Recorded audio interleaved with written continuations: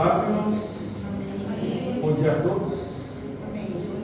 Vamos agradecer ao Senhor também por mais esse momento que Ele nos dá de nós observarmos a palavra dele. Bem, Senhor, obrigado por nós estarmos aqui nesta manhã. Obrigado porque foi o Senhor quem nos trouxe aqui. Nós sabemos, Pai amado, que como foi cantado, meu Pai, nesta manhã, se não for o amor do Senhor, se não for a graça do Senhor, nós não estaríamos aqui, meu Pai.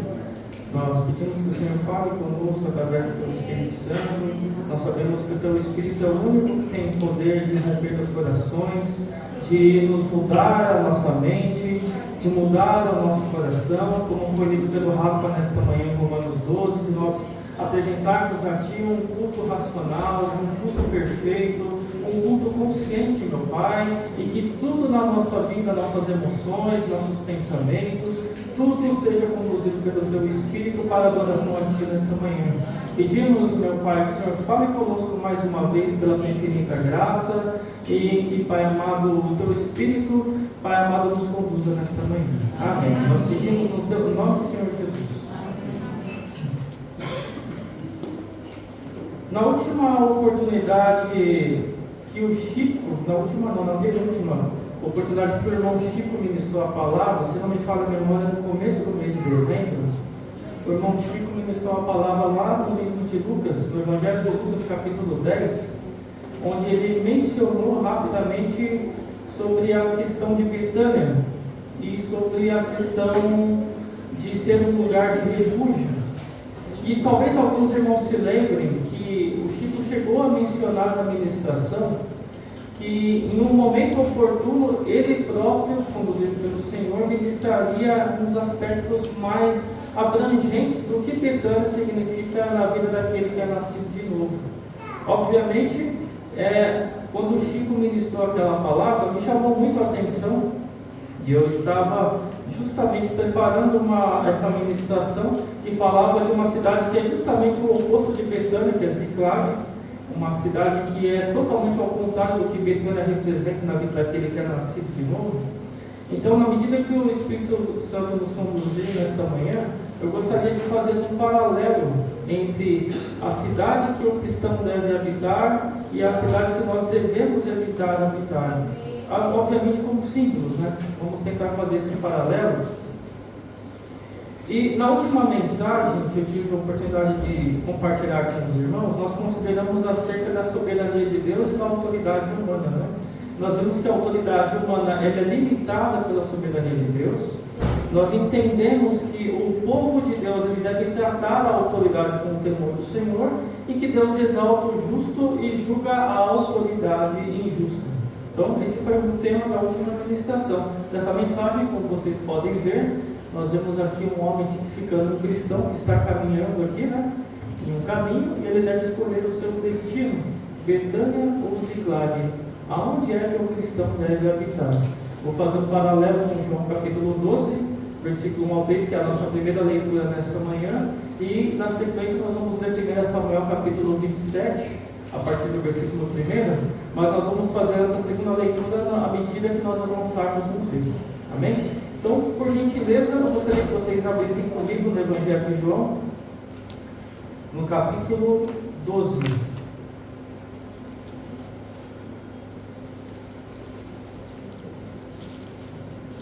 Então, nós vamos ver que nesta mensagem, né, nós veremos simbolicamente que Betânia é o lugar onde os filhos de Deus devem habitar.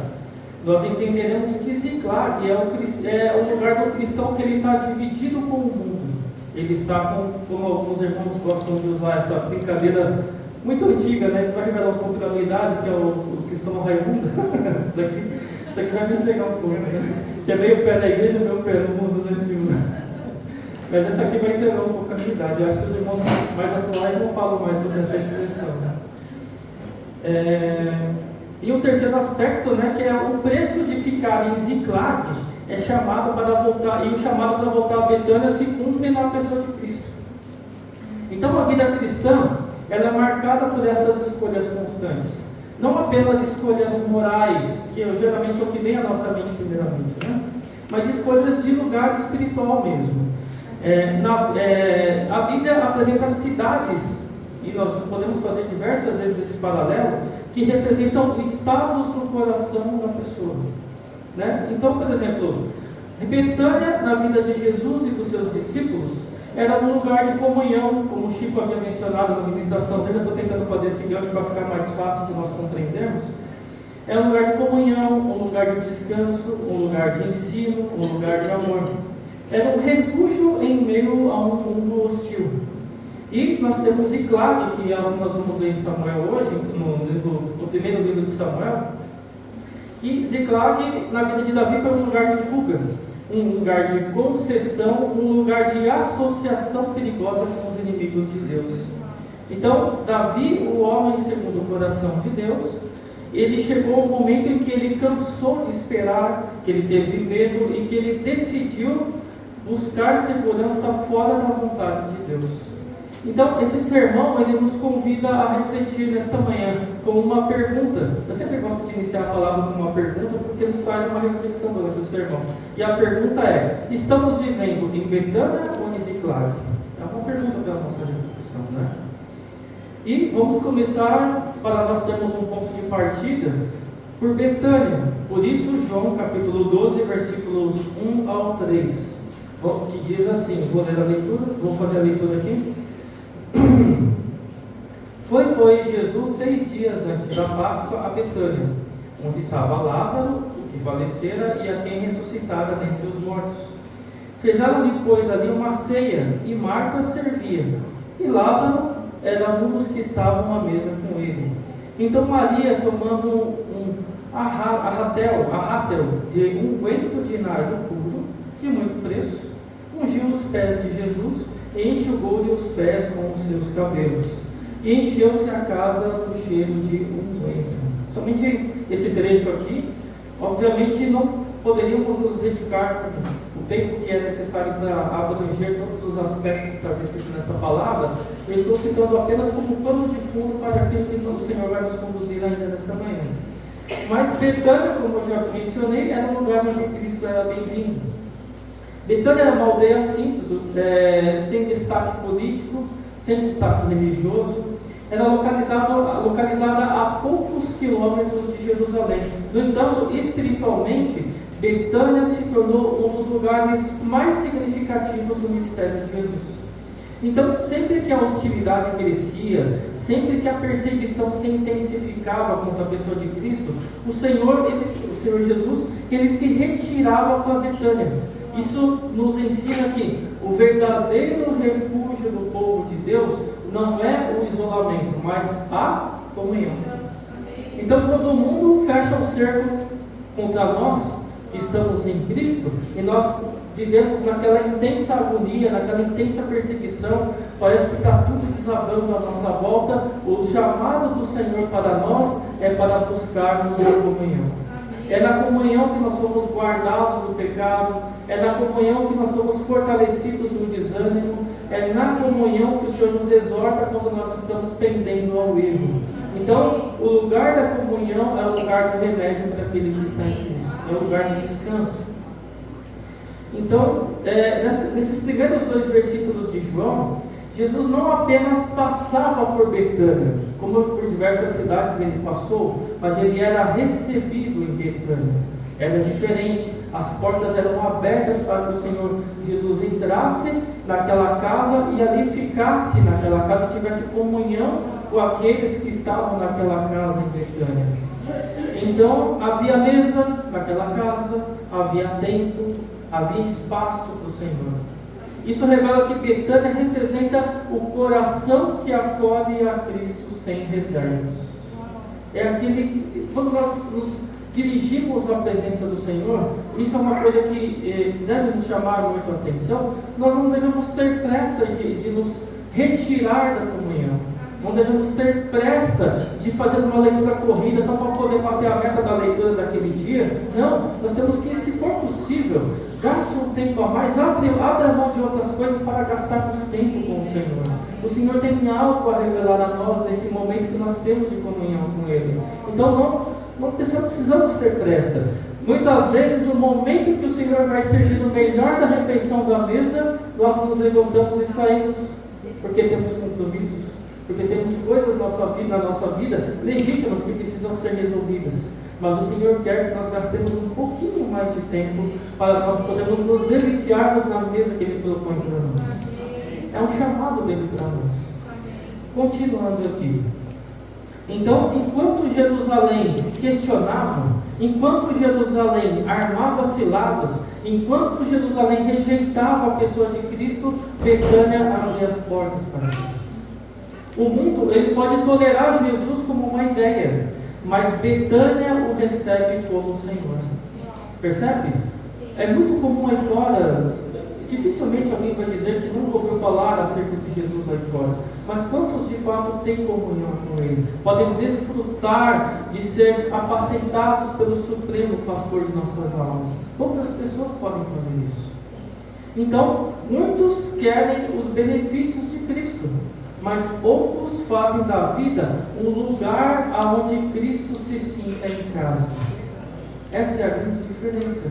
Então, Betânia nos ensina que comunhão exige prioridade, não conveniência.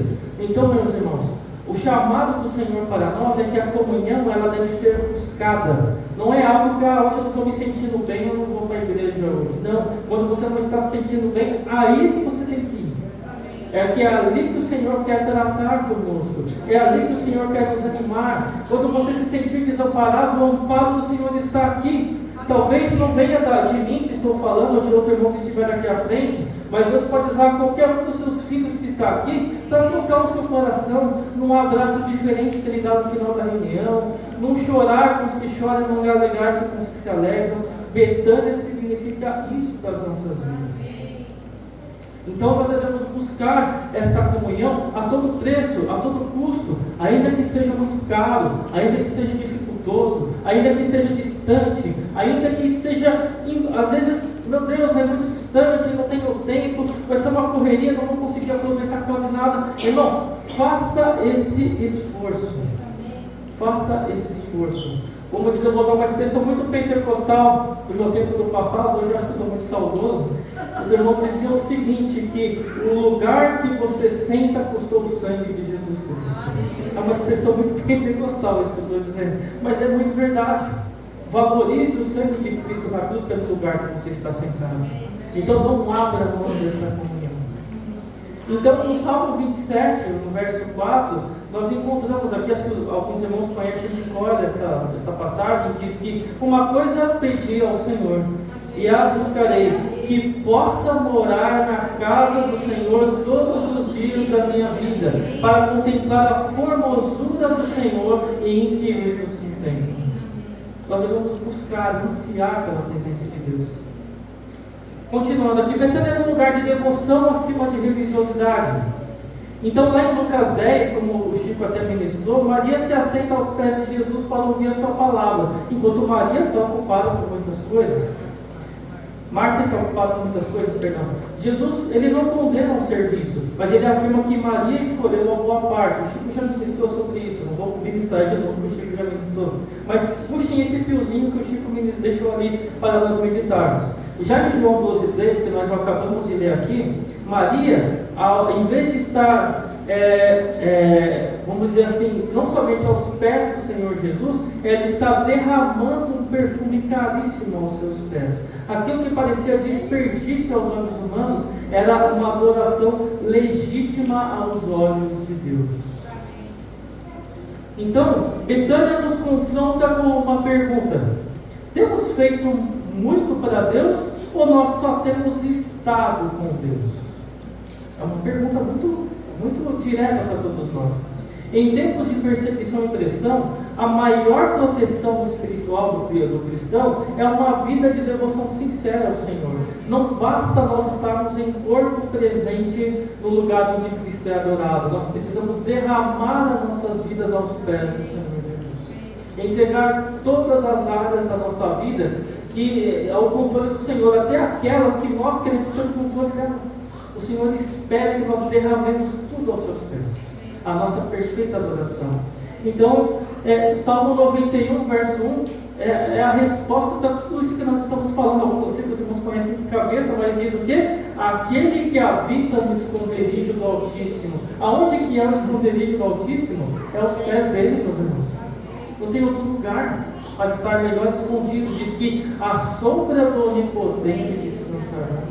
É o lugar de descanso estar aos pés do Senhor Jesus. Então, habitar no esconderijo do Altíssimo é viver sob a sua comunhão de uma forma pessoal, individual, quando nós estamos na nossa casa, como de uma maneira coletiva, como o Senhor nos agrupa todos aqui reunidos.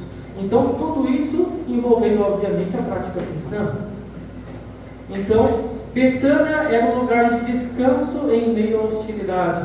Jesus encontrava em Betânia descanso emocional e um descanso espiritual. Ali ele chorou, ali ele foi compreendido, ali ele foi fortalecido para enfrentar a cruz. Betânia não removeu a cruz, mas preparou o coração de Jesus para ela, para tudo que ele havia de enfrentar. Então, a igreja, ela deve ser para nós como Betânia, um lugar de consolo, de verdade, de amor, e amor em um mundo que persegue. O lar cristão, nossos lares, devem ser Betânia, um lugar onde Cristo governa todas as coisas e onde a nossa fé é nutrida. Lá em Hebreus capítulo 10, versículo 25, diz assim: não deixando a nossa mútua congregação, como é costume de alguns, antes admoestando-nos uns aos outros, e tanto mais quanto vedes que vai se aproximando aquele dia. Ou seja, se você vê que tem um irmão que está se escorregando, está escapando da comunhão, não perca tempo. O Espírito Santo te iluminará, vai te mostrar e vai socorrer aquele irmão. É algo prático, é literalmente sair da tua casa e ir na casa do irmão, é o que eu estou dizendo. Você pode orar da onde você estiver. Se você tiver oportunidade, passe na padaria, compre uns pãezinhos, leve um litro de leite e fale: irmão, vim tomar café na tua casa hoje. E vamos falar do Senhor, vamos chorar junto, vamos nos alegrar junto. Não deixe de fazer isso. Você pode estar impedindo que uma alma se perca ao fazer isso. Continuando aqui, meus irmãos. Betânia aponta para a perseverança dos santos. Quem escolhe Betânia, não escolhe o caminho mais fácil, mas o caminho mais seguro. É ali que a nossa fé é fortalecida, a nossa esperança é renovada e a obediência ela é preservada. Betânia não é fuga do mundo, é a resistência santa dentro da vontade de Deus. Então, quando o mundo pressiona, não se afaste da presença, mas aproxime-se mais da presença de Deus. Quando a perseguição aumenta, a comunhão ela deve se aprofundar ainda mais. Quando o coração se cansa, Betânia continua aberta. Então, agora eu gostaria de fazer a transição para Ziklag. Diante de tudo isso, e eu fiz questão de que ficasse muito clara a importância de Betânia, por isso gastei os primeiros minutos dessa ministração falando de Betânia. A grande questão é que nem todos que estão no Senhor escolhem Betânia. Essa que é o grande problema. Há momentos em que o cansaço fala mais alto do que a fé. E é nesse cenário que surge Ziklag. Não como uma rebeldia explícita, mas como uma tentativa humana de encontrar alívio fora da presença de Deus. E aí eu gostaria que vocês acompanhassem comigo a leitura do primeiro livro de Samuel, no capítulo 27, que é a sequência da administração que o Senhor tem nos conduzido até aqui.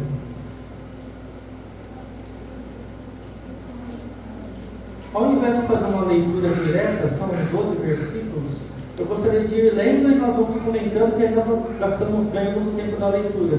Acho que será mais proveitoso. 1 Samuel 27, as citações que eu fizer, eu farei aqui, já mencionarei o versículo, para poupar o tempo da procura na vida dos irmãos aqui, para nós ganharmos tempo.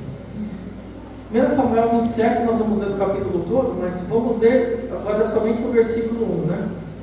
Então, antes de fazer a leitura do versículo 1, deixa eu fazer somente uma citação.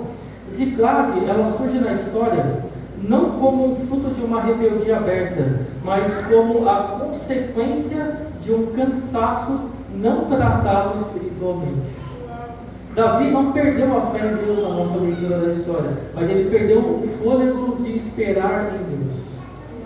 Então, a perseguição prolongada de Saul, eu já havia mencionado em outras ministrações aos irmãos, que possivelmente o período de fuga de Davi, quando ele saiu do palácio, até que ele fosse empossado ao trono, e ele viveu no deserto fugindo de Saul, possivelmente a grande maioria dos irmãos que estudam esse assunto falam que durou de cerca de 7 a 10 anos, então não foi um único dia, foi um período muito longo, que Davi teve de fugir da presença de Saul. Obviamente, Davi estava cansado. Ele deveria se refugiar em Cristo? Sim, ele, uma pessoa do Senhor, ele deveria. Mas chega uma hora que a fuga constante, a pessoa se sente como se ela não estivesse mais sob o cuidado do Senhor. E eu creio que todos nós, em algum momento da vida, já passamos por isso em algum momento. Mas o Senhor teve misericórdia e nos resgatou ali. E nós vamos falar sobre esse resgate do Senhor também. Não é apenas uma escolha da nossa carne, infelizmente, né? Então, vamos dizer assim, que a perseguição prolongada de Saul, o sentimento de injustiça, parece que Deus não fazia justiça pela vida de Davi. Saul fazia um monte de coisa errada contra Davi, e parece que o Senhor não fazia nada contra Saul para punir ele de todos os males que ele causava à pessoa de Davi. Então, o que aconteceu? Essa demora aparente dessa promessa de que ele ocuparia o trono abriram espaço para um pensamento perigoso na mente de Davi. E aí, versículo 1, vamos ler o versículo 1. Disse, porém, Davi no seu coração: ora, algum dia ainda perecerei pela mão de Saul. Não há coisa melhor para mim do que escapar apressadamente para a terra dos filisteus, para que Saul perca a esperança de mim e cesse de me buscar por todos os termos de Israel, e assim escaparei da sua mão. Esse foi um pensamento, certo? Disse, porém, Davi no seu coração. Então, Ziklag começa com um diálogo errado no coração de Davi. Esse versículo é um dos mais reveladores de toda essa narrativa que nós vamos ler aqui. Em outros momentos da vida, vocês talvez vão se lembrar, Davi, quando ele ia tomar uma decisão, o que ele fazia naturalmente? Consultava o Senhor, que é o mais natural daquele que teme ao Senhor. E aqui ele consulta quem aqui? Apenas os seus próprios pensamentos. Ele não consultou o Senhor aqui. Então, o problema não foi pensar. E todos nós pensamos como Davi. O problema foi pensar sem Deus. Não é errado pensar. Então, quando o coração fala mais alto do que a palavra, decisões espirituais se tornam carnais. O medo, ele produz pressa. E a fé, o oposto, ela produz descanso. Percebe que são antagônicos entre si? Então, o perigo do isolamento, nós temos aqui a questão de Davi. Davi, primeira coisa, ainda que ele estava com seus 600 homens, ele tinha um profeta à sua disposição, ele estava isolado na sua mente. Quantos de nós, às vezes, mesmo estando em comunhão, não compartilhamos os nossos problemas com os nossos irmãos para orarem conosco junto, e nós sofremos o nosso problema sozinho, e muitas vezes tomamos decisões erradas, sem consultar primeiramente o Senhor, sem consultar os irmãos mais velhos, sem colocar em oração pelo corpo de Cristo, e fatalmente essa decisão normalmente é uma decisão errada. É o que está acontecendo com Davi aqui. Então Davi não consultou o profeta Gade, que estava com ele, e nem o sacerdote Abiatar com o éfode, como fizeram em outros capítulos anteriores aqui. Então ele parou de orar, e ele começou a fazer o quê? Algo que é muito perigoso na vida de todo aquele que é nascido de novo. Ele começou a filosofar. Deixou a mente ir sem regras, sem freios, sem que seja conduzido pela palavra do Senhor Jesus. E aí, aconteceu o que naturalmente acontece com aqueles que divagam com a sua mente sem o controle do Senhor. Ele começou a enxergar uma realidade distorcida. E é muito comum acontecer isso com qualquer um de nós. Quando nós conversamos apenas com os nossos medos, eles se tornam gigantes. Davi afirma, nesse versículo 1 que nós acabamos de ler: algum dia perecerei nas mãos de Saul. E nós, quando nós lemos isso daqui, primeiramente, nós temos que entender que essa era uma mentira teológica. Porque não era o que Deus havia falado lá atrás. Deus não disse que Davi ocuparia o trono. Sim, é muito claro para todos nós, para o próprio Davi inclusive. Então, por que é que Davi estava pensando que ele iria perecer em algum momento pelas mãos de Saul. Significa que aquela verdade que foi construída pelo Senhor, foi falada por muitos a Davi, para que ele perseverasse nesse propósito, ele deixou de esperar nela. Ele parou de crer que isto fosse uma verdade. E aquilo que ele enxergava à tua frente, sem a consulta de ninguém, passou a ser a sua verdade. Então, Deus já havia prometido a Davi o trono, mas o medo faz o futuro parecer um futuro fatalista. Ou seja, ele ignorou as promessas de Deus. Então, ele toma uma decisão que é uma decisão muito trágica, onde ele diz que não há coisa melhor para mim do que escapar apressadamente para a terra dos filisteus. E é o que ele diz aqui. Então, vamos dizer assim, qual é a primeira lógica que Davi está utilizando nesse texto? E é uma lógica que nós às vezes, infelizmente, tomamos o mesmo caminho, que é a lógica do menos pior. Quantos de nós não tomamos decisões assim? O que é a lógica do menos pior? É aquele famoso pragmatismo espiritual. Eu vou repetir muito essa expressão pragmatismo, mas eu quero explicar ela antes de os irmãos terem uma ideia pré-concebida do que ela seja. Pragmatismo significa tomar uma decisão baseada naquilo que dá certo. Isso é algo pragmático, para ficar bem claro. Então, pragmatismo é seguir algo que dá certo. Ou seja, se está dando certo, mas aquilo ofende a santidade de Deus, as pessoas falam, pô, não tem problema, porque está dando certo, depois a gente acerta com o Senhor. Tem muitas pessoas que tomam decisões assim. E eu podia puxar um fiozinho aqui, e nós abrimos para várias coisas sobre o perigo do pragmatismo. E uma delas que talvez é mais presente, e eu quero alinhar com o que já está sendo ministrado aqui na igreja, como o Albert tem compartilhado acerca do culto ao Senhor. Por exemplo, existem várias localidades que no seu momento de adoração, elas são pragmáticas. E agora eu explico. É fazer aquilo que as pessoas se sentem bem, que é um culto que tem um louvor que as pessoas gostam, que é colocado da maneira que as pessoas se sintam bem. Mas muitas vezes, esta maneira pragmática não é a maneira correta. É um culto que está distante do Senhor. Percebam? Eu não vou entrar em detalhes de como é esse culto, mas vocês sabem melhor do que eu estou falando. E eu também não é o foco desta mensagem, mas eu gostaria que vocês pensassem sobre isso. Então, muitas vezes, o pragmatismo ele é visto como uma coisa correta. E nós, às vezes, construímos uma ideia errada disso. E aqui, Davi construiu uma ideia errada desse pragmatismo. Então, ele tomou uma decisão pragmática espiritual do menos pior, ou seja, que se apresenta como uma espécie de bom senso. O que é o bom senso? Ignorando que o Senhor está fazendo parte dessa história. Bom, eu vou fugir para Ziklag, porque pelo menos lá, Saul não vai lá na terra dos filisteus atrás de mim para me matar. Isso é uma solução com os olhos humanos. Essa é uma decisão que Davi tomou, visando o menos pior. Então, o que acontece? Davi concluiu que a única forma de Saul parar de caçar ele era ele estar fora da jurisdição de Israel, ele estar fora do território de Israel. E aí, Davi, ele troca, e aí está o grande problema desse texto, ele troca o seu altar. Por quê? Davi troca a proteção invisível de Jeová no território de Israel, pela proteção visível das muralhas de Gate, que era a cidade dos filisteus.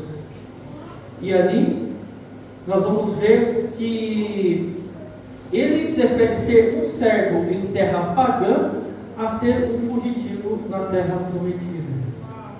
É a decisão que Davi toma aqui. Versículo 2, vamos avançar na nossa leitura. Então Davi se levantou e passou com 600 homens que com ele estavam a Aquis, filho de Maoque, rei de Gate.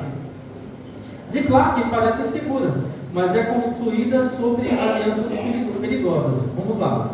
Gate, que é onde Davi acabou de ir aqui, era uma cidade filisteia, era a capital dos filisteus. Aquis, ele era o inimigo de Israel, um inimigo mortal. Eles queriam a morte de todos os israelitas que estavam ali.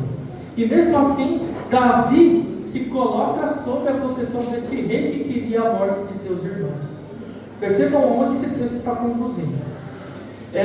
Ziklag nós vamos falar bastante sobre Ziclag, é o lugar onde o servo de Deus, vamos lá, ele troca a dependência de Deus por uma estratégia humana. Esse é o primeiro significado de Ziclag. Segundo, aonde ele exerce a fé dele por diplomacia, ou seja, ele teme a um Deus, mas ele respeita o Deus dos outros lá. E ele obedece por conveniência, ou seja, eu obedeço a Deus, mas assim, eu vou continuar respeitando os meus inimigos aqui. E vocês vão entender na leitura por que eu estou dizendo essas palavras aqui. Aí nós temos uma aplicação em cima disso. Que o mundo, ele pode oferecer abrigo, mas ele nunca dará ao servo de Deus identidade. A segurança que não vem de Deus, ela sempre cobra um preço depois. Então, Jeremias 17:5, eu sei que muitos irmãos conhecem também decorado esse texto, diz o quê? Maldito o homem que confia no homem. E aqui é o que está acontecendo. Davi está colocando a sua segurança em um rei filisteu. Parcerias erradas, alianças silenciosas, concessões morais são os sintomas de Ziclag. O cristão não foi chamado para se esconder no mundo, mas ele foi chamado para ser luz no mundo. Aí nós temos aqui os contrastes. Versículos 3 e 4. E Davi ficou com Aquis em Gate, e ele e os seus homens, cada um com sua casa. Davi com ambas as suas mulheres, Ainoã, a Gisraelita, e Abigail, a mulher de Nabal, o Carmelita. E sendo Saul avisado que Davi tinha fugido para Gate, não cuidou mais de buscá-lo. Então, nós temos aqui um exemplo do quê? De um sucesso que engana. Porque quando as pessoas tomam a decisão de se guardarem no mundo, à primeira vista, parece que está dando tudo certo, e por um tempo vai dar tudo certo mesmo no mundo. Mas percebam aonde isso vai levar. Davi desce para Gate com as suas 2 mulheres e seus 600 homens. E aí nós temos a primeira armadilha, que é a armadilha da eficácia. E o que é essa armadilha? E esse é o ponto mais perigoso para o cristão quando ele está nessa condição. O plano de Davi, quando ele decidiu ir para o mundo, o que aconteceu? Funcionou. Esse é o problema. O que aconteceu? Saul desistiu de perseguir ele. Mas o fato de um plano funcionar não significa que Deus aprovou esse plano. E aí é o que? Percebe o tamanho do perigo? E nós temos uma falsa ideia construída, infelizmente, no meio cristão, de que tudo que está certo é a vontade de Deus e tudo que está errado Deus não aprovou. E nem sempre é assim. Percebe que isso já destrói essa armadilha.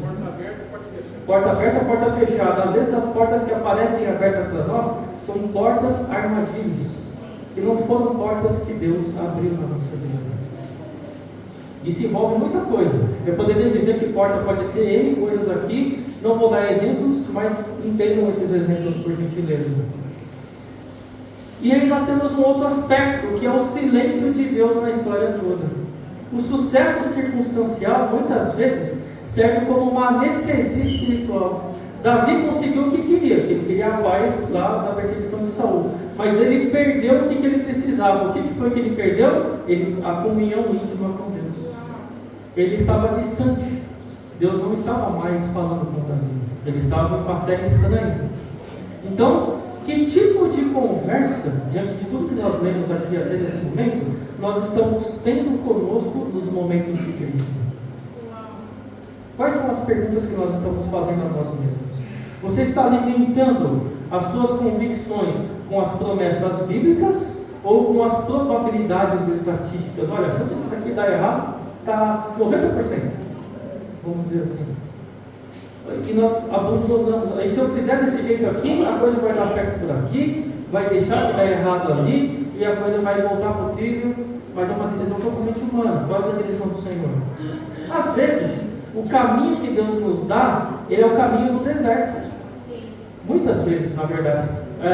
Diz um determinado irmão, que eu não me recordo o nome, que muitas vezes o projeto de Deus na vida do ser humano, ele começa sempre pelo deserto. Sempre pelo deserto, para que Deus trate conosco na dependência dele nesse deserto. Então, tentar sair desse deserto por meios humanos, e eu já ministrei sobre isso, sobre o deserto espiritual há algum tempo atrás, os irmãos vão se lembrar. Tentar sair por meios humanos deste deserto pode trazer um alívio imediato, mas criará problemas muito maiores no futuro. Se o seu problema foi resolvido, mas a solução desse problema fez com que você se afastasse da igreja, da oração, ou perdesse a sua integridade nesse meio, você não teve uma vitória, você teve uma derrota disfarçada de sucesso. Está bem claro para os irmãos? Avançando aqui, versículos, vamos ler os versículos 5 ao 7 agora. E disse Davi a Aques: se eu tenho achado graça em teus olhos, dá-me lugar numa das cidades da terra, para que ali habite, pois por que razão habitaria o teu servo contigo na cidade real? Então lhe deu Aques naquele dia a cidade de Ziclag. Por isso Ziclag pertence aos reis de Judá até o dia de hoje. E foi o número dos dias que Davi habitou na terra dos filisteus, 1 ano e 4 meses. Só até aqui. Aqui nós vemos a vida dupla de Davi nesse texto. O custo da sobrevivência no mundo. Então, a decisão lógica de Davi o força a adotar uma máscara. Ele se torna um homem fragmentado que vive em dois mundos. É como tem um ditado, e esse é um ditado mesmo, porque eu acho que não tem um autor, onde ele diz que uma vez que a pessoa ela vem para o Senhor, e ela creu, ela amou o Senhor, ela derramou lágrimas aos pés de Cristo, ela de fato nasceu de novo. Quando ela se afasta do Senhor e ela vai para o mundo, ela não consegue aproveitar o mundo e ela não consegue estar na igreja. Ela fica dividida.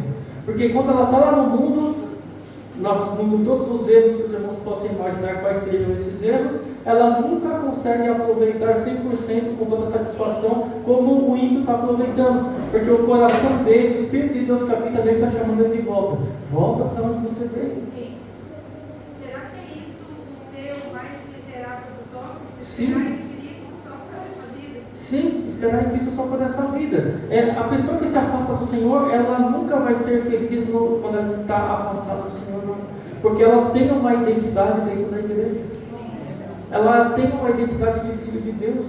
Ela está lá fora, mas não consegue aproveitar nada. E ela não aproveita o Senhor porque ela não está na comunhão com os santos. Olha que situação difícil, meus irmãos. Continuando aqui. Então Davi pede ao rei Aques, que nós lemos aqui, uma cidade no campo, pois ele se sente desconfortável de estar na cidade real. Então ele recebe Ziclag, que nós acabamos de ler aqui. E aí, o que Ziclag representa? E como bem representa nessa imagem? Ela representa uma vida de neutralidade. O que é essa vida de neutralidade? Davi, ele quer distância do povo de Deus, porque Saul está caçando ele, quer matar ele, mas ele também não quer ficar do lado do rei de Gate, então ele não quer ficar também sob a supervisão do rei do mundo. Então ele quer ficar assim, olha, todo mundo, eu não sou nem crente e eu não sou nem ímpio, eu estou no 0 a 0 aqui, então quero ficar só no meu cantinho quieto, não quero que ninguém mexa comigo. É aquela pessoa que está afastada, mas não está na impiedade, mas também não está no Senhor. É o famoso, é até estranho usar essa palavra, mas é o famoso desigrejado. É aquele que não quer comunhão, mas fala que ele assiste o culto pela internet. E aí, tudo que precisa ser tratado na sua vida não é tratado. E ele, ao mesmo tempo, flerta com as coisas do mundo. Percebe?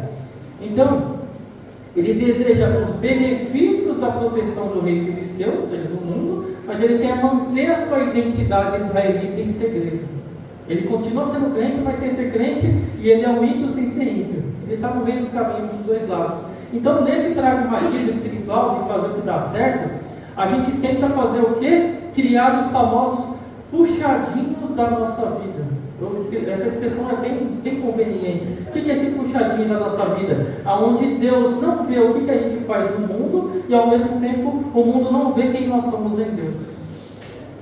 Percebe? É aquela pessoa que tipo assim, você está em um determinado local, você tem um monte de ímpio falando um monte de impiedade, você não está falando nenhuma besteira. Você está no seu canto quieto, mas você está lá. Percebe? Ou você está na tua casa, você não está servindo a Deus, você está afastado do Senhor, mas você está lendo a Bíblia, você está orando, e aquelas passagens que chamam você de volta do Senhor, você pula a página, vira ela para se deixar ser tratado, mas todo mundo que está no mundo não sabe que você ora em segredo do seu quarto. Você não faz questão que ninguém no mundo saiba que você é crente. Você flerta dos dois lados. Então, vamos dizer assim que esse tempo do desvio de Davi, ele não foi um tempo de desvio curto. O texto nos menciona aqui no versículo 7 que durou 1 ano e 4 meses. Então, o pragmatismo, ele raramente é uma parada de emergência. Ele tende a se tornar um estilo de vida prolongado. Existem muitas pessoas que passam anos a fio nessa condição, achando que está tudo bem com Deus, sem deixar de aproveitar o que o mundo oferece. E muitos não voltam, exatamente, muitas pessoas não voltam. Morrem, infelizmente, nessa condição, com a sua percepção distorcida de quem Deus é e de quem o mundo é. E eu vou dizer para vocês, sabe qual é o maior inimigo de tudo isso? É a famosa expressão, e gravem isso, isso é uma coisa que me dói muito ter que dizer, é a famosa cultura gospel. A cultura gospel faz isso, faz com que pessoas que não tenham nenhum compromisso com Deus, vivam uma vida como se estivesse com Deus. É aquela famosa pessoa que está num barzinho, numa roda de samba, com um monte de bebida alcoólica, cantando hino cristão com um ritmo de pagode, dessas coisas, que você já deve ter visto isso por aí. É quando você, por exemplo, infelizmente você liga a televisão para assistir um programa, e você vê, por exemplo, num domingo à tarde, alguém indo cantar um hino na TV, você fala, glória a Deus, né, que tem alguém cantando um hino lá no programa que todo mundo todo assistindo, aí sai aquele cantor e entra o outro para cantar aquela música mais baixa que você conhece, naquele mesmo programa. Há uma mescla das coisas espirituais com as coisas do mundo. O nome disso é zigzag. O nome disso é falta de identidade. O nome disso é percepção errada do que Deus é. E isso se disfarça de todas as outras maneiras. Eu poderia ficar citando aqui, mas eu tenho que avançar no texto. Mas, geralmente, tudo que utiliza o nome gospel é algo que foi tirado do mundo e foi colocado uma máscara de santidade naquilo. Mas não tem um fruto espiritual e não provém de Deus. As coisas de Deus, elas são reservadas para aqueles que têm intimidade com Deus. Não é aberto para os porcos deste mundo se alimentarem. Percebe? Tudo que é de Deus é puro, é santo, é pleno, é verdadeiro. Não é fantasiado com essas coisas que pode trazer uma alegria momentânea, mas aquelas pessoas estão com o seu senso espiritual totalmente distorcido. Avançando aqui, irmãos. Então, para sobreviver e manter essas aparências, Davi, ele entra em um ciclo de violência extrema e um engano sistemático. Vamos ler agora aqui do versículo 8 até o versículo 11, no nosso texto. E subia Davi com os seus homens, e davam sobre os Jesuritas, e os Gersitas, e os Amalequitas, porque antigamente foram estes os moradores da terra que se estende na direção de Sur, até a terra do Egito. E Davi feria aquela terra, e não dava vida nem a homem, nem a mulher, e tomava ovelhas e vacas, e jumentos, e camelos, e vestes, e voltava e vinha a Aquis. E dizendo a Aquis, onde atacastes hoje? E dizia Davi, sobre o sul de Judá, e sobre o sul dos Jerameelitas, e sobre o sul dos Queneus. E Davi não que deixava com vida nem a homem, nem a mulher, para trazê-los a Gate, dizendo, para que porventura não nos denunciem, dizendo, assim Davi o fazia. E este era o costume por todos os dias que habitou na terra dos filisteus. Então, todas as ações de Davi, no período em que ele esteve na terra dos filisteus, foram ações sem glória. Davi ataca Jesuritas, Gersitas e Amalequitas. Embora fossem inimigos de Israel, Davi não fez isso por obediência a Deus, mas para sustentar ele e a sua tropa como uma farsa diante do rei Aquis. Ele matou pessoas inocentes para não afrontar o povo de Deus. Ele executou nesse texto, como nós acabamos de ver, um extermínio por conveniência. O versículo 11 ele é chocante, ele diz que Davi não deixava com vida nem homem e nem mulher. Por que Davi fazia isso? Para que ninguém denunciasse ele a Aquis. A necessidade de esconder o pecado original é a falta de confiança em Deus, leva Davi a cometer pecados ainda maiores. Percebe que a coisa só vai desandando. A pessoa, quando ela tenta encontrar pecado, ela comete um pecado maior ainda do que aquele que ela cometeu, para poder encobrir tudo isso dentro do rei, e ela poder estar em paz no mundo, e poder estar, entre aspas, em paz com Deus, que é o que ele achava no coração dele. Então a coisa vai virando um declínio constante, sem freio. Então, e por último, né? Por último não, nós temos 2 itens ainda. A falsidade para com o mundo. Quando Aques pergunta, onde atacastes hoje? Quando o rei pergunta para ele, os filisteus, Davi mente descaradamente desse rei. E ele diz que atacou o sul de Judá, que era o seu próprio povo. E ele está enganando o seu protetor, quer dizer, que é o rei Aques, para parecer um traidor de Israel. Só que na verdade ele está fazendo o oposto, ele não está atacando os israelitas. Mas ele está enganando o rei, dizendo que está atacando os israelitas. Ou seja, ele está mentindo. E, de novo aqui, um último item, o risco da reputação de Davi. Davi alcançou o sucesso dele mantendo uma farsa. Então, o rei do mundo agora considera Davi um aliado fiel. Olha que situação. Davi está preso em sua própria rede. Ele é tão convincente em sua vida dupla que o inimigo agora conta com ele para destruir o povo de Deus. E aí nós temos aqui algumas aplicações, pelo menos 3 aqui. Que o pecado, ele é exigente. Quando você escolhe um caminho fora da direção de Deus para resolver um problema, esse caminho normalmente ele vai exigir uma manutenção. Uma mentira, ela exige outra mentira. Uma aliança errada exige que você sacrifique a sua integridade para poder manter essa aliança. Um segundo ponto, a perda da transparência. Uma marca do pragmatismo é que você não pode mais ser totalmente honesto com ninguém. Você não é honesto com os filhos de Deus e você não é honesto com o mundo. Você esconde a sua vida espiritual das pessoas do mundo para não ser julgado e esconde as suas práticas do mundo das pessoas da igreja para não ser disciplinado. Ou seja, você se torna um estrangeiro em todo lugar que você está. Sem identidade. Você não é do mundo e você não é da igreja. Isso é o que nós chamamos, vocês podem até anotar do lado, os que gostam de anotar, eu gosto de criar essas expressões porque facilita nosso entendimento. Nós chamamos isso de ziclage espiritual. Não estar plenamente no mundo e não estar plenamente em Cristo. É estar dividido. Muitos cristãos vivem em ziclage hoje. Querem a salvação de Deus, mas o estilo de vida do mundo.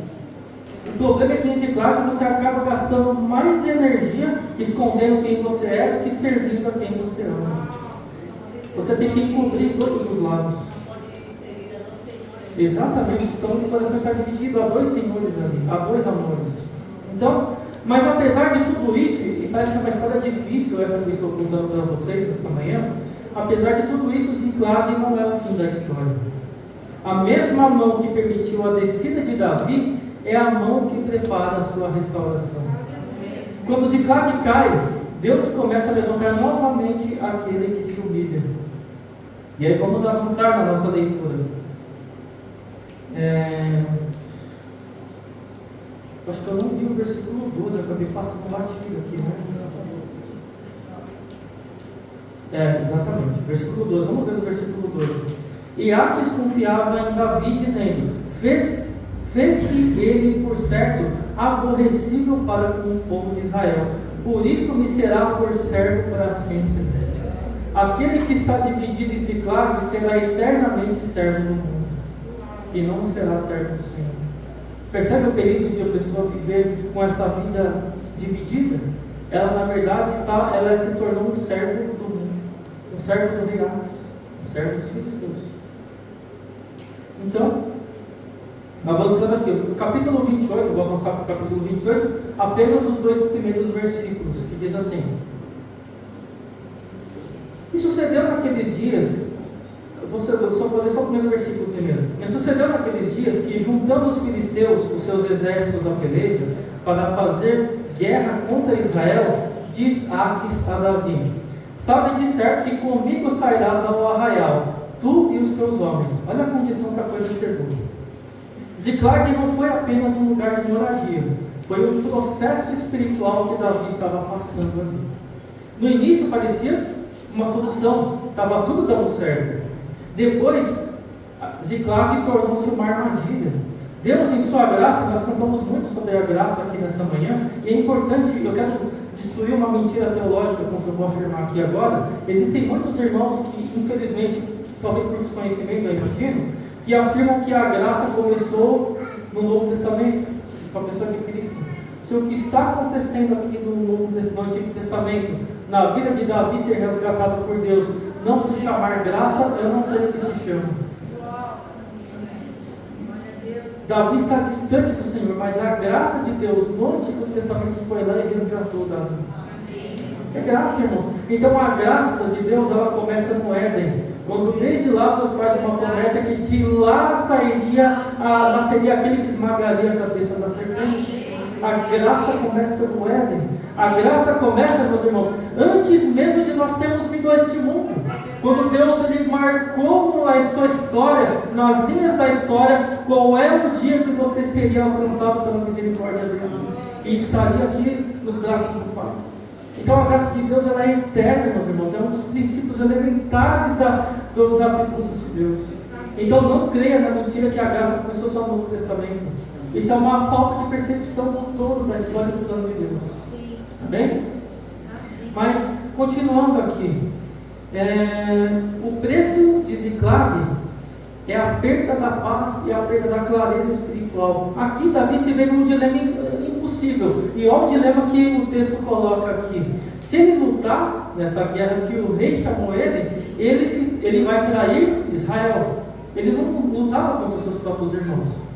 Mas, por outro lado, se ele não lutar, ele vai trair o rei Águis, de quem ele tinha a proteção.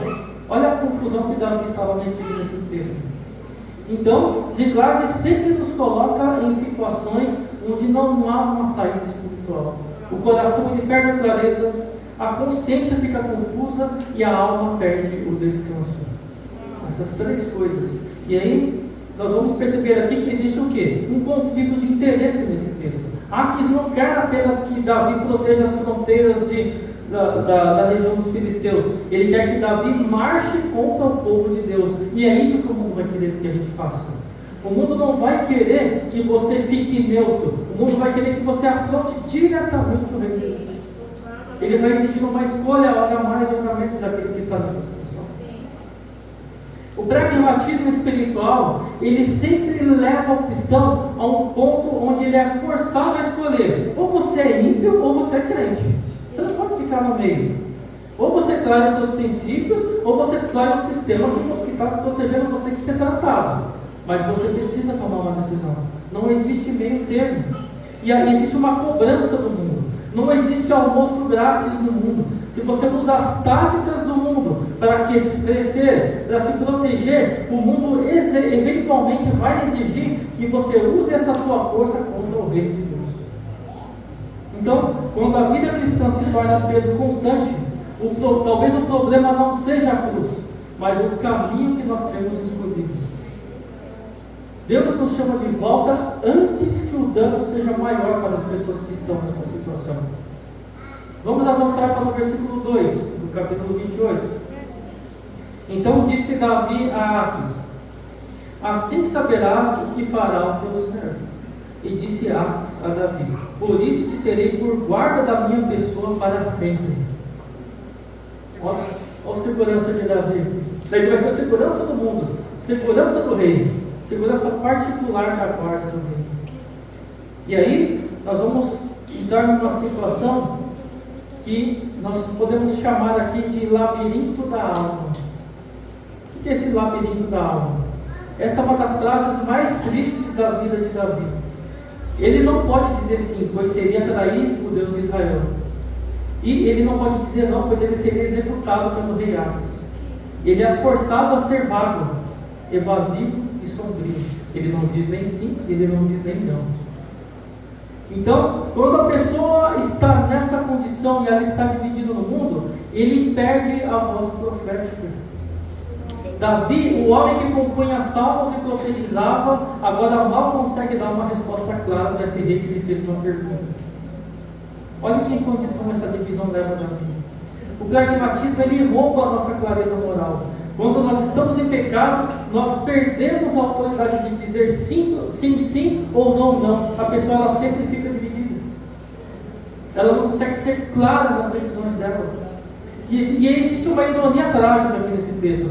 Davi, que é ungido para ser o guarda e o pastor de Israel, é nomeado guarda-costas de um rei pagão.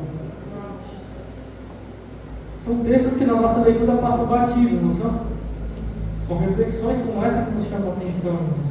Então, às vezes, o julgamento de Deus, nesse pragmatismo que eu estou dizendo que é fazer o que dá certo, é permitir que a gente tenha sucesso nas nossas escolhas. Davi agora está preso no topo da hierarquia dos filisteus. Ele está a um passo de se tornar o homem que mataria Saul, não como um ato de julgamento divino, mas como um mercenário de Gade. É essa a situação que Davi se colocou.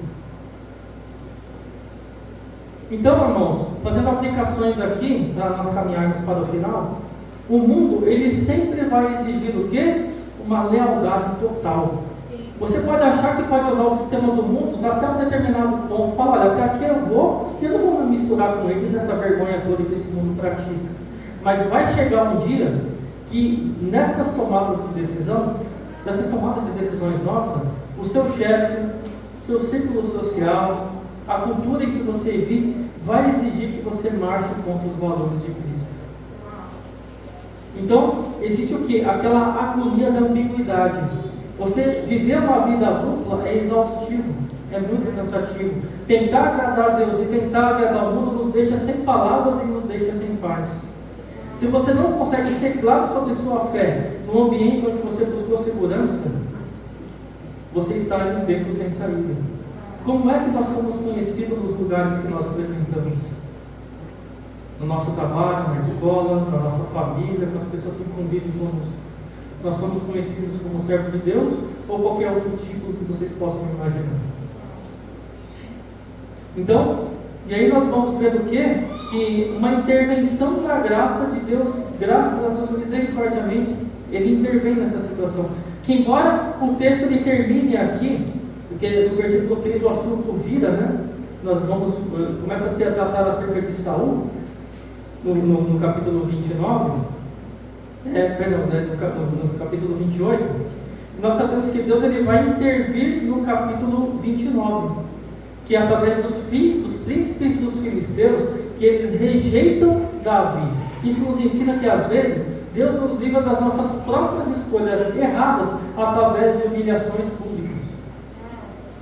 Então, quer dizer, vamos avançar aqui. Eu não quero ler o capítulo 29, mas se vocês tiverem a oportunidade de ler o capítulo 29, vocês vão perceber, isso será uma ministração futura, que os príncipes dos filisteus, ou seja, aqueles que eram os líderes de batalha que marchariam contra Israel, eles rejeitam que Davi marche com eles em batalha. Por quê? Para que ele, no meio da batalha, não tomasse o lado de Israel e matasse os próprios filisteus. Então há um temor dos próprios filisteus em relação a isso. Mas este temor é um milagre do próprio Deus intervindo na vida de Davi para tirar ele daquela situação. Percebe? Que às vezes o Senhor permite que tudo que a gente construiu nessa máscara que vivemos neste mundo divididos com o reino de Deus, esse sucesso de repente desmorone de uma vez para que a gente tome de fato o nosso lugar e a nossa posição em Cristo. É um milagre da graça de Deus em permitir que isso aconteça. Mas avancemos para o capítulo 30. E eu quero ler os 6 versículos para nós finalizarmos aqui.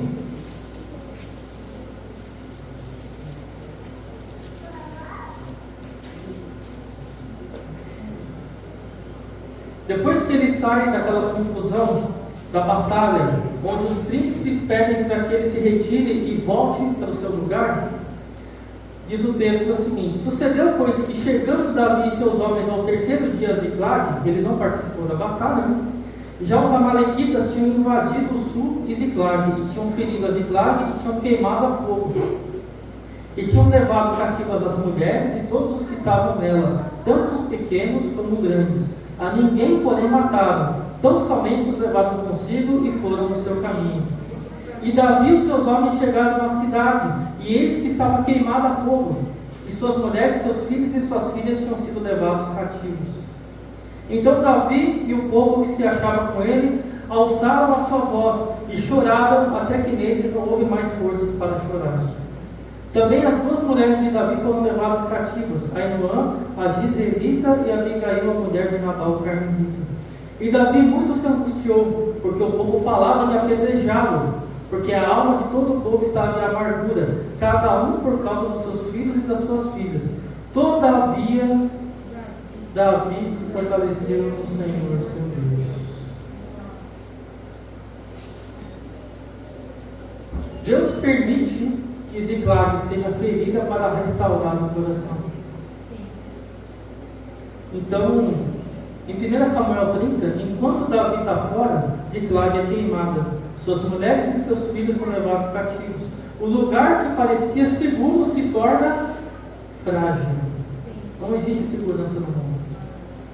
Deus não causou o mal por crueldade. Por que Deus permitiu esse tipo de coisa? Ele permitiu pela misericórdia dele na vida de Davi. Às vezes o Senhor remove aquilo em que confiamos para nos lembrar em quem é que nós devemos confiar. Deus remove. O que tem sido a nossa segurança hoje? E é uma pergunta difícil. Talvez um bom salário, um bom emprego, vamos dizer, uma família muito bem estruturada. Às vezes uma falsa confiança de que eu sou muito espiritual e jamais vou cair. Às vezes uma própria vaidade pessoal. Eu sou uma pessoa controlada. Deus permite que essas fortalezas caiam para mostrar quem nós somos. Então, o que nos afasta de Deus? Ele permite que seja abalado. A disciplina do Senhor não é a rejeição, é a correção amorosa. O Almir já até ministrou sobre isso em Hebreus 12:6, onde tem uma passagem que é muito conhecida, onde diz: porque o Senhor corrige a quem ama. Quando o Ziclag desmorona, não é o fim, é o começo da restauração. Deus prefere um coração quebrantado a uma falsa segurança. E aí nós vemos no versículo 6, como nós vemos pausadamente, porém Davi se fortaleceu no Senhor seu Deus. Esse versículo ele marca uma virada espiritual. Davi não procura Abis, ele não busca uma estratégia humana, ele volta a buscar o Senhor. E nós vamos ver aqui no versículo 7 que continua: disse Davi a Abiatar, o sacerdote, filho de Aimeleque: traze-me, peço-te aqui o éfode. E Abiatar trouxe o éfode a Davi. Então consultou Davi ao Senhor, dizendo: perseguirei eu essa tropa? Alcançá-la-ei? Ele disse: persegue-a, porque de certo alcançarás e tudo libertarás. Nós temos agora um Davi se voltando do Senhor. E qual é o caminho da restauração? Sair da onde você está e começar a tomar as decisões que o levem de volta ao Senhor. E essa é a primeira coisa que aquele que está nesta vida de ambiguidade, de dois caminhos, deve fazer quando está afastado do Senhor. Tomar a decisão. Percebam que é uma tomada de decisão. É uma tomada de decisão que ele sabia que se Davi tomasse aquela decisão, a resposta do Senhor seria: volta para onde você saiu.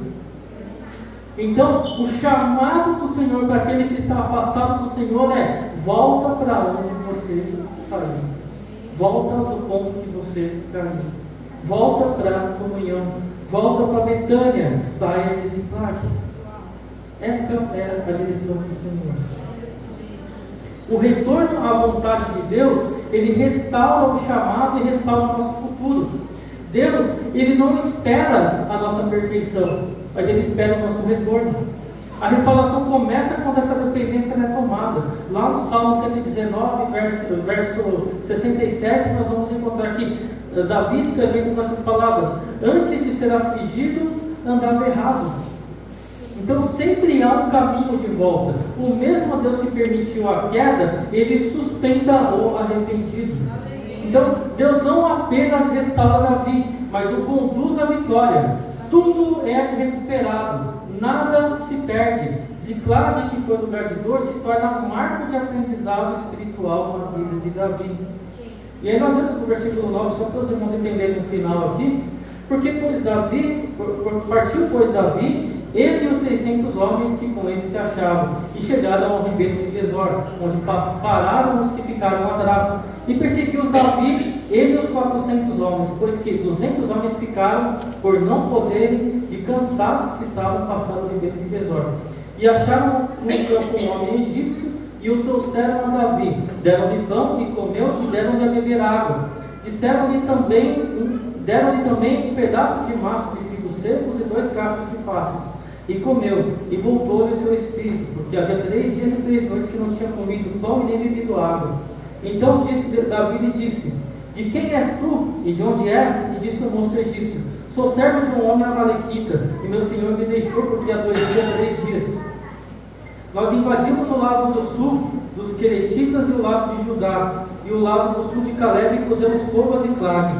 E disse-lhe Davi: poderias descendo guiar-me essa tropa? E disse: por Deus, jura-me que não me matarás, nem me entregarás na mão do meu senhor, e descendo te guiarei a essa tropa. É Deus que vai provendo tudo isso, irmão.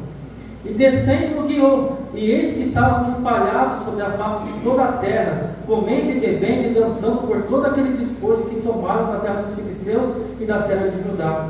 E feriu-os Davi desde o crepúsculo até a tarde do dia seguinte. Nenhum deles escapou, senão só 400 moços que, montados sobre camelos, fugiram.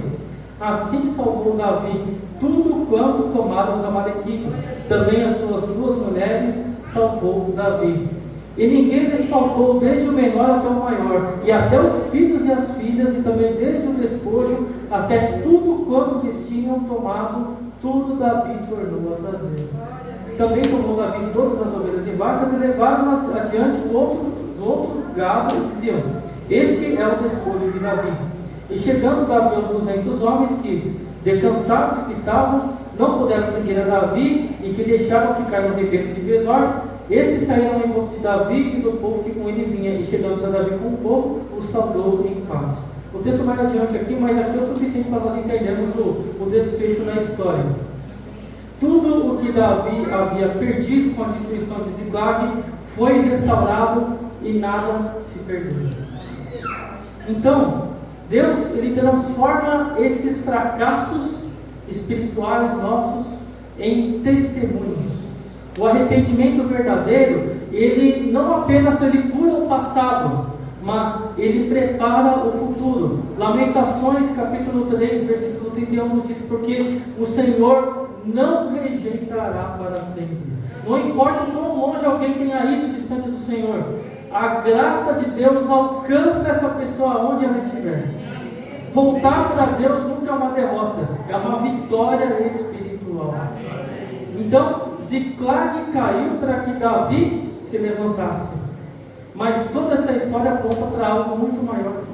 Aponta para Cristo, em que nós vemos esse cumprimento perfeito. Ou seja, aquele que nunca fugiu da vontade do Pai, mas abriu um caminho definitivo de retorno para todos aqueles que estavam longe. Jesus Cristo foi aquele que abriu as portas para que todos aqueles que nos caminhos trôpegos de nossa caminhada cristã fossem alcançados nas suas quedas e fossem pegos pela mão para continuar a sua caminhada até que Ele venha nos buscar no último dia e nos restaure. Então, meus irmãos, nenhum de nós está livre de tomar a direção errada em direção a Ziclag. Mas que se porventura o Senhor permitir, se algum momento isso vier a acontecer na vida de algum de nós, que este não seja um caminho duradouro, seja um caminho de restauração, que nós nos voltemos para o Senhor em tempo hábil, para que nenhum dos nossos se perca, e que possamos nos voltar para o Senhor em direção a Betânia, o lugar onde há descanso, onde há uma mesa preparada, aonde o perfume é derramado aos pés do Mestre. Amém? Que o Senhor continue falando conosco nesta manhã. Deus abençoe, irmãos.